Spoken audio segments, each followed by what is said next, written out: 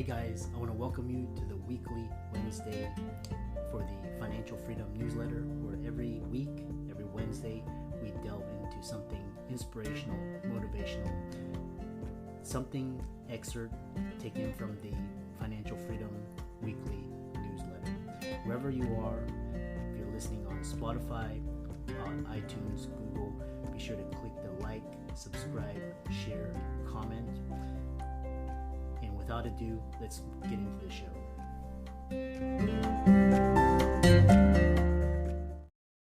Vaginas are absolute magic, and Ollie is here to give them the respect they deserve.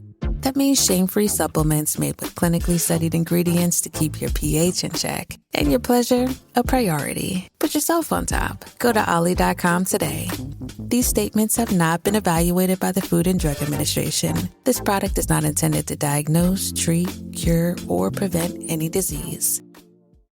Hey guys, welcome to today's podcast episode. I've got a really interesting guest, fantastic guest.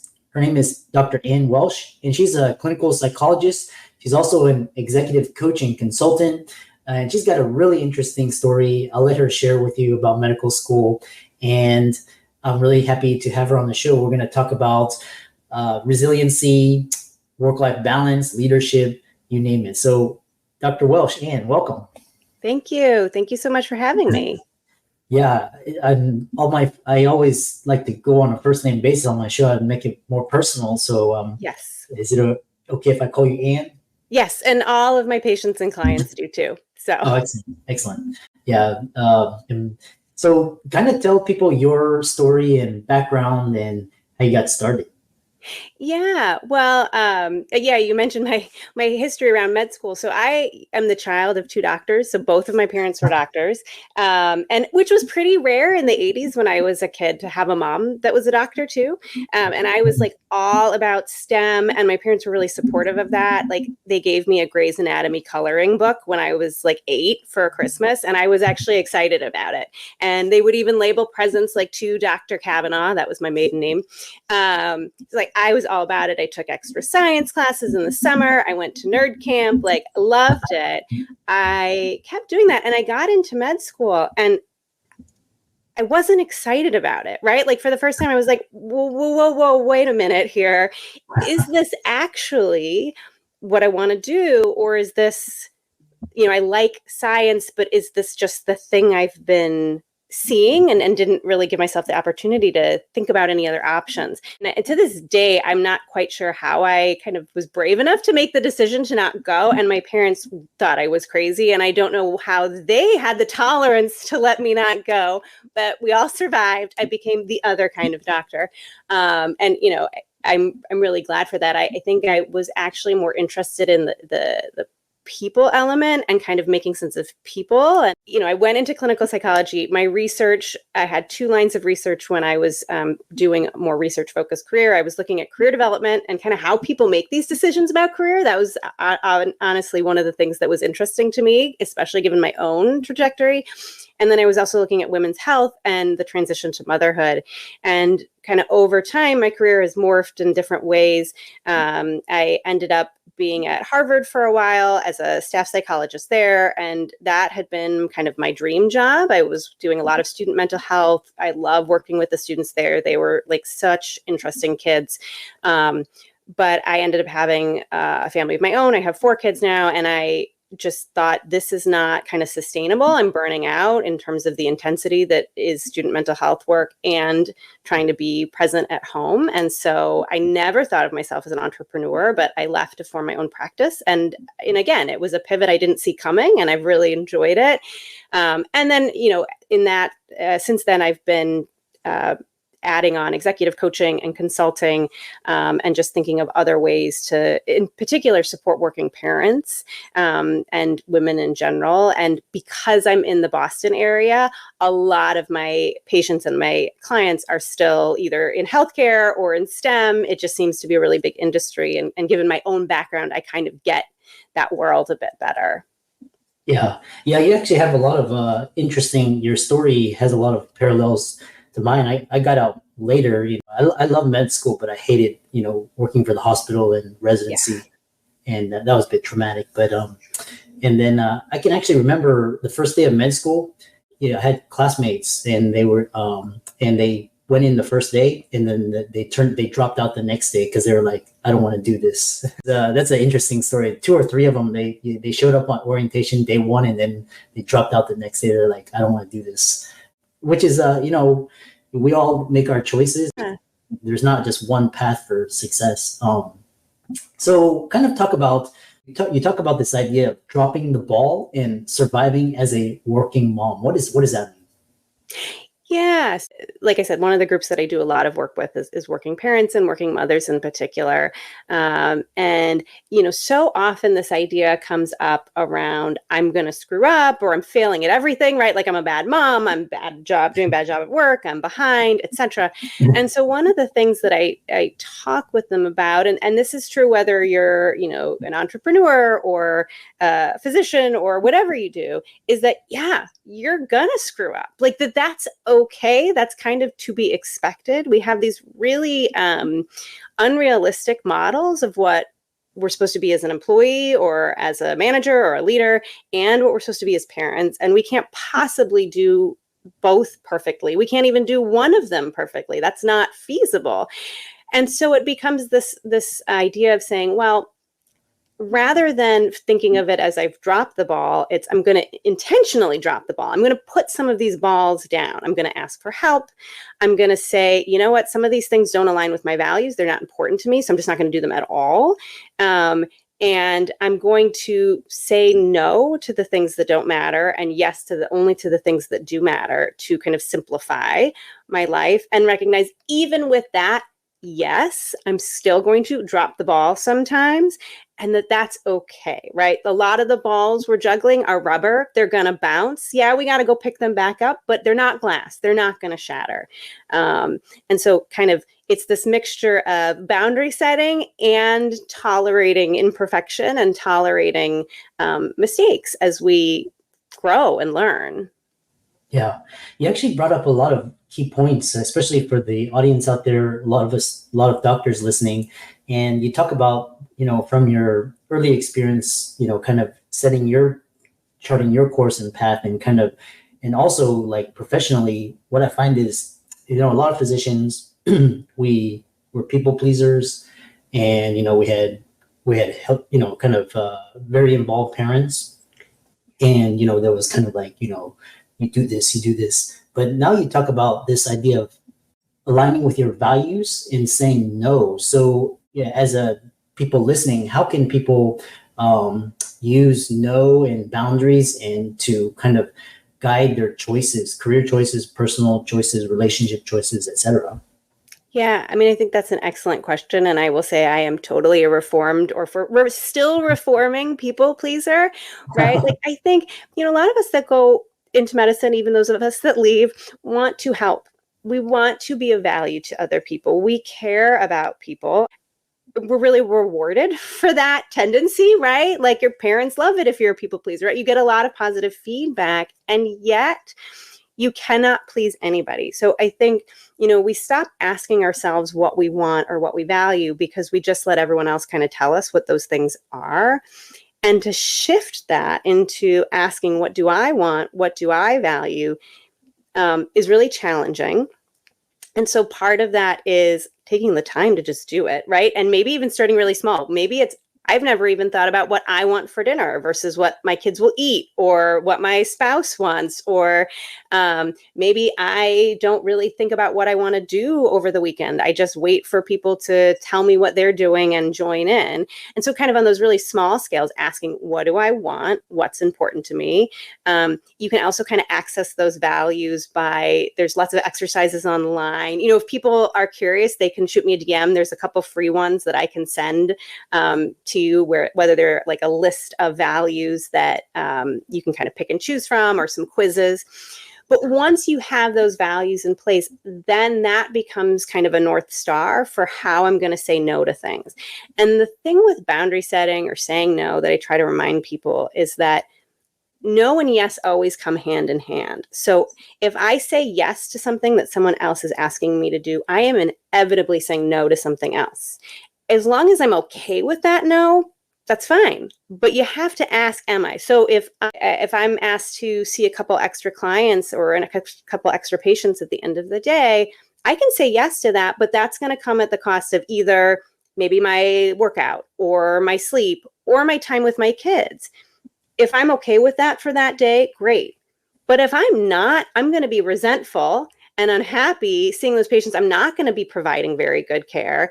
And everyone's going to feel it essentially, right? So you have to think about time is finite. It's one of the few things in the world that is totally finite. And so I have to choose really intentionally how I'm going to spend it. I help physicians with career transitions, and one of the things is just like boundaries, either intentional, being very intentional about, so you're not, because as health, we don't have a lot of time freedom, so we have to kind of say no, which you describe. And I love this idea because Warren Buffett said, if you say yes to one thing, you're saying no to 1,000 things. And if you say no to one thing, you're actually, saying yes to kind of, it was really profound quote. Which brings me to my next question is this idea of, kind of people pleasing and this setting boundaries, but then these kind of traits, guilt, shame, leads into imposter syndrome, perfectionism, especially for professional females in STEM. It can really take a toll. So talk about how listeners can battle imposter syndrome and perfectionism. So the first thing to know is that it seems like we're not allowed to talk about imposter syndrome, or somehow if we say we have it, then we're actually saying we aren't qualified. And the reality is everybody struggles with it on some level, right? I think it is the number one top fear of most people in executive leadership is that they will somehow be found out, to not know what they're doing. And the reality is most people in leadership don't, right? They're all learning as they go. They're figuring it out as they go along, because that's what learning a new skill is like, right? I think as humans, as adults in particularly, we're really bad at learning new things. Kids are great at it. They don't, for the most part, they tolerate that, like, yes, if I'm going to learn how to play the piano, I'm going to probably be pretty bad at the piano and eventually get better. As adults, we're not so good. I am learning to ski as an adult to try to be able to hang with my kids. It's very humbling. It's super embarrassing to be the woman that falls at the top of the ski lift because I don't know what I'm doing. And it's uncomfortable. But the only way I'm going to learn how to do this is to do it and fail. And so I try to set that mindset out there to begin with, right? That mistakes are the way that we learn.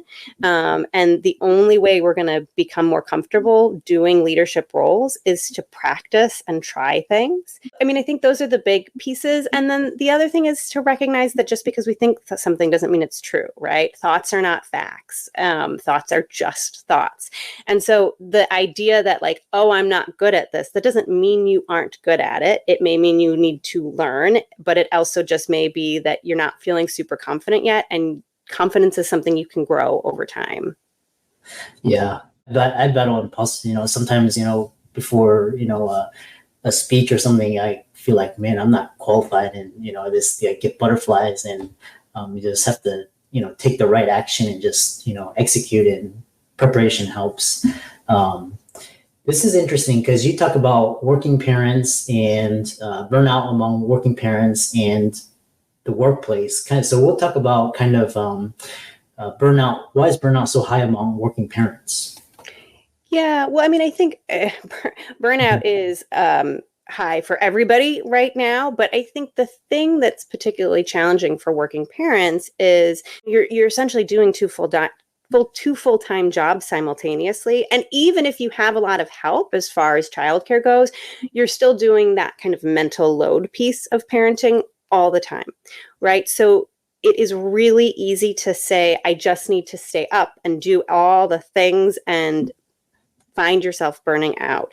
I think we are really socialized to see parents as martyrs, and we are socialized to say, to worry about how our parenting is going to affect our work. So we end up trying to kind of burn the candle at both ends. And the reality is you have to start seeing these things as integrated, and that your parenting actually fuels your work. It makes you a better employee. Yeah, maybe you can't work. Maybe you do have to leave at 5 o'clock for that daycare pickup, but there are so many leadership skills that you develop as a parent that make you a better employee, or that kind of assist your leadership style, or any of those things.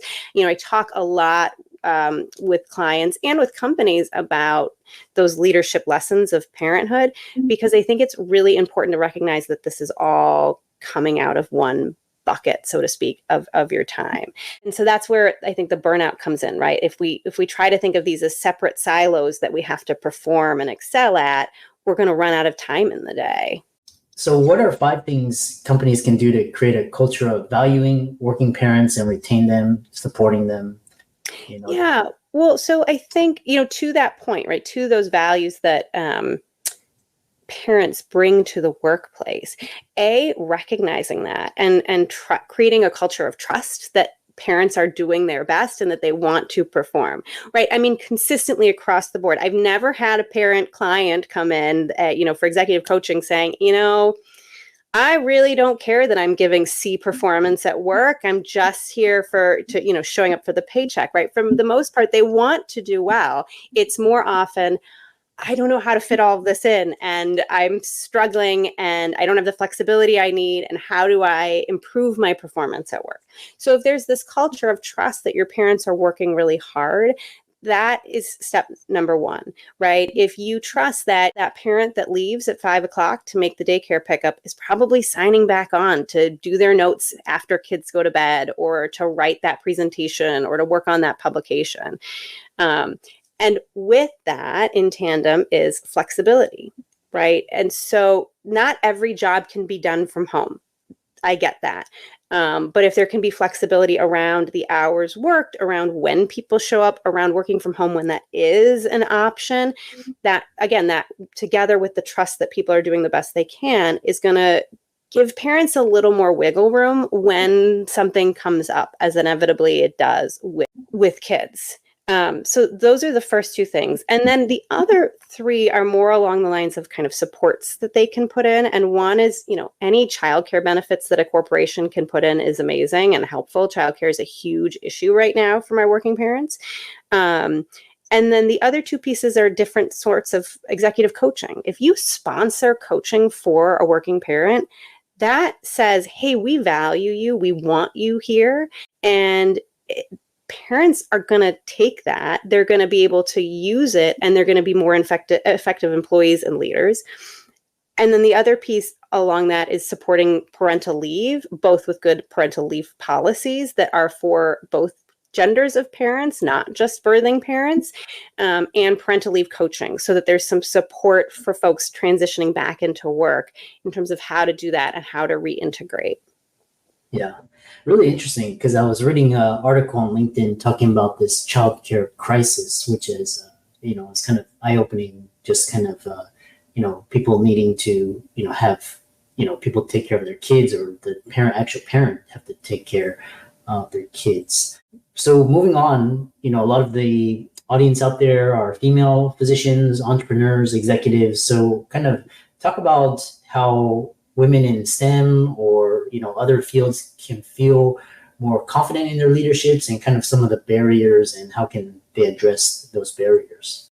So the first thing I always like to say is to let people know that you are not wrong when you pick up on discrimination in the workplace as a woman in STEM or anywhere else, right? I mean, there's great data, just in terms of the healthcare and STEM piece, women are still less likely to be called doctor. So I mean, I know you and I are going by our first names, but, if you are in a workplace setting and you have your MD or your PhD, women are simply less likely to be called doctor. They're more likely to be called Mrs. or by their first name than men.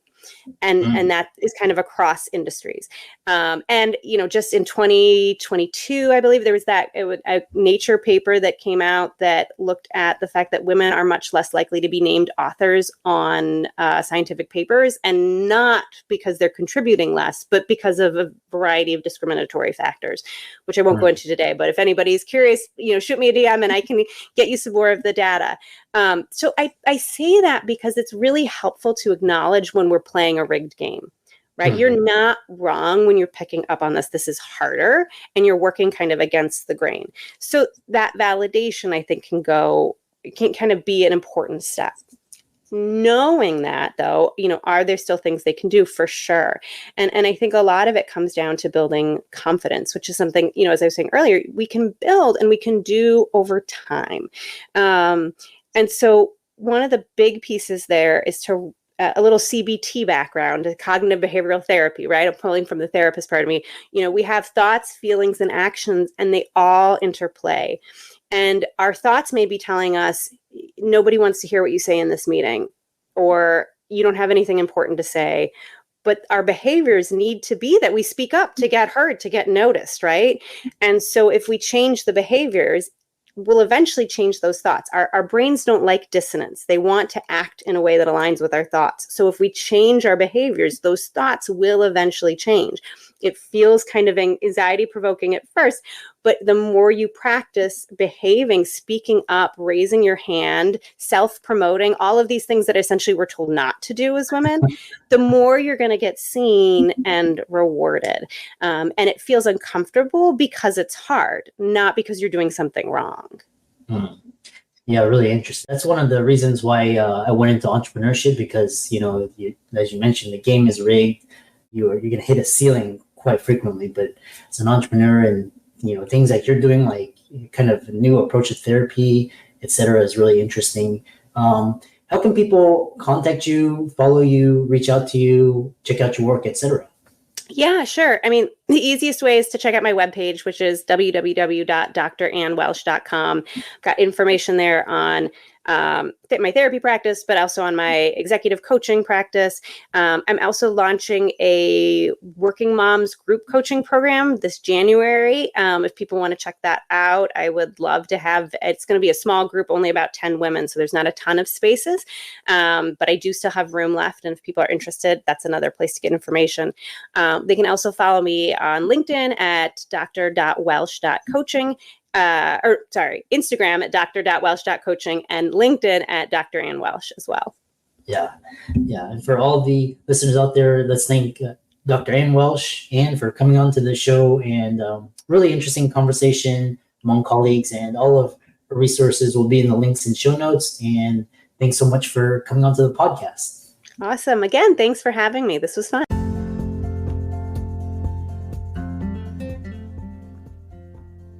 I hope you really enjoyed that wonderful, inspirational, motivational piece. Again, wherever you are listening, if you liked it, be sure to like, comment, share, subscribe. We're on everywhere: Spotify, iTunes, Google, Amazon, Audible. And without much ado, be sure to thank this show's sponsors, and we'll see you next week.